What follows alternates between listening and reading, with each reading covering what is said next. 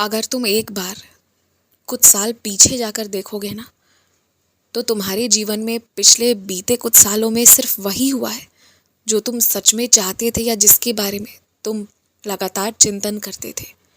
निश्चित ही आज मेरे तुम जैसे कुछ बच्चे नाराज़ हो जाते हैं कि मैंने उनकी अच्छी शादी नहीं करवाई अब तक, या उन्हें अब तक अच्छी नौकरी नहीं मिली, या वो दूसरे शहर जाकर बस नहीं पा रहे हैं, या फिर उनका व्यापार स्थापित नहीं हो पा रहा है।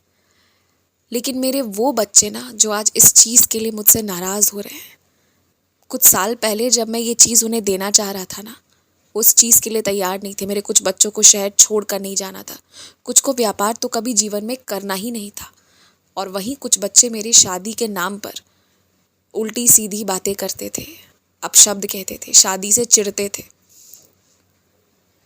देखो, मैं तुमसे बहुत प्यार करता हूँ, तुम मुझ पे कितना भी गुस्सा हो लो, मैं कुछ करूँ ना करूँ, फिर भी तुम मुझ पे कितने भी आरोप लगा लो ना, मैं सब बर्दाश्त करता हूँ और मैं आगे भी करूँगा। क्योंकि तुम्हारा क्रोध यदि मैं बर्दाश्त ना करूँ तो संसार में दूसरा कौन समझेगा तुम्हें। तो वो बात अलग है, लेकिन तुम्हें ये समझना होगा कि होता वही है जो तुम सच में दिल से चाहते हो। इसलिए दिल से उसी चीज़ को चाहो, उसी चीज़ के बारे में कहो जो जब सच में वास्तविकता में तुम्हारे जीवन में उतर कर आए ना, तो तुम्हें अफसोस ना करना पड़े। आज इसी वक्त एक प्रण लो मन में अपने लिए। जब भी सोचोगे ना, कोशिश यही करोगे कि अच्छा सोचे।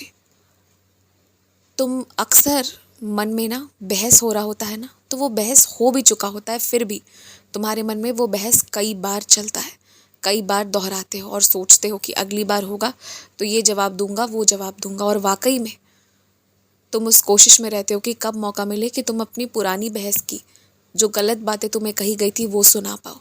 इन चीज़ों में रहते हो, बहस के मौके खोजते हो तो बहस का मौका मिलता है।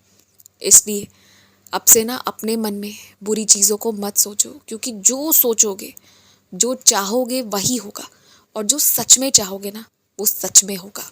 ये कृपा है मेरी तुम पर, लेकिन इस कृपा को तुम्हें समझकर अपने मन का, अपने सोच विचार का सदुपयोग करना होगा।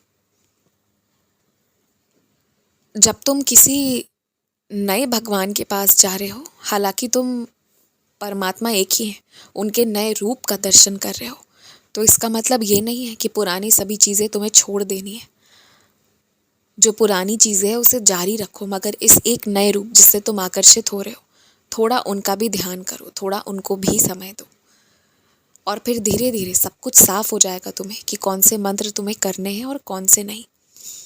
मैं तो तुम्हें यही सलाह दूंगा कि चाहे मेरे सामने बैठो, चाहे महादेव के सामने, चाहे नारायण के सामने, चाहे भवानी के सामने, मगर कोई एक ही मंत्र को पकड़ो और उसे ही शुरू से लेकर अंत तक दृढ़ विश्वास के साथ जपते रहो।